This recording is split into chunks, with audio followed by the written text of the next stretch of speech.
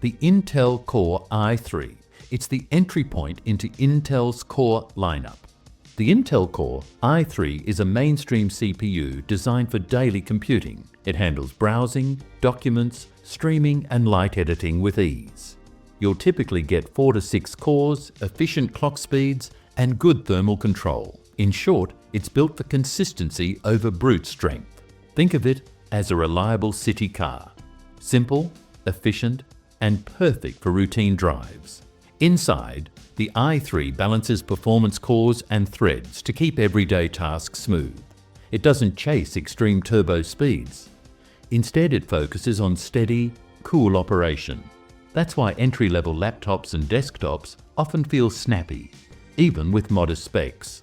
If your workload is mostly web browsing, Excel sheets, and YouTube, this chip delivers exactly what you need. Now step up to the Intel Core i5, the balanced performer. This is Intel's most popular zone, and for good reason. It's the sweet spot for price versus performance.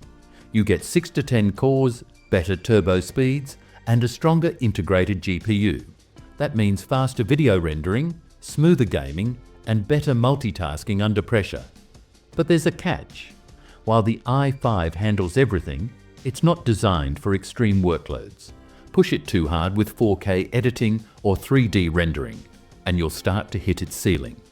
If the i3 is a sedan, the i5 is a sporty crossover, fast, versatile, and reliable on any road. Then comes the Intel Core i7, the power creator. Here we're talking about 8 to 12 cores, higher cache memory, and sustained turbo speeds.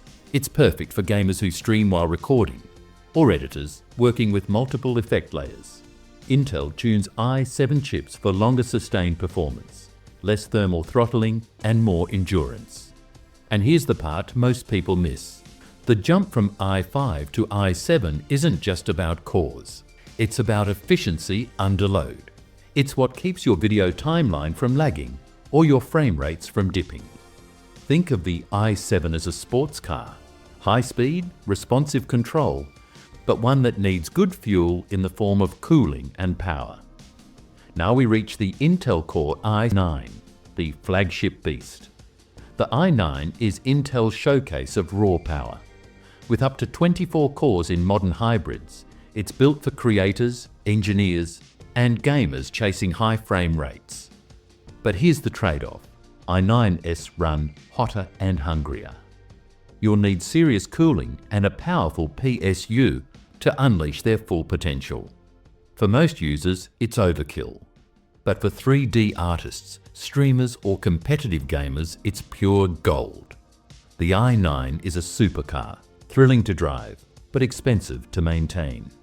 Next comes something new, the Intel Core Ultra, the beginning of a new era. This generation is built around AI acceleration and hybrid efficiency. It combines high-performance and low-power cores with dedicated AI units, called NPUs. That means better battery life, faster AI-powered photo and voice tools, and smarter use of resources. If you're buying a next-gen laptop, the Ultra chips are where the future begins. Imagine it like a smart hybrid car. It learns your habits, optimizes energy, and drives itself efficiently. Moving on to Intel vPro, the corporate brain. Unlike the others, vPro isn't about raw speed, it's about security and manageability. It's a business-grade layer added to select i5, i7, and i9 models used by enterprises. It allows remote management, encrypted hardware control, and secure BOS updates, essential for IT departments. For home users, it's unnecessary, but for businesses, it's non-negotiable. Think of vPro as a fleet manager, not faster, but always in control. Then we have Intel Atom, the tiny minimalist. This chip is designed for ultra-low power devices like mini PCs, routers, and embedded systems. It prioritizes efficiency over performance, the complete opposite of the i9's philosophy. The Atom is like a scooter, compact, efficient, and built for short distances. Next is the Intel Celeron, the budget engine. It's Intel's no-frills option. Few cores, low power and basic speeds, but very affordable. Ideal for web browsing, document editing and student work.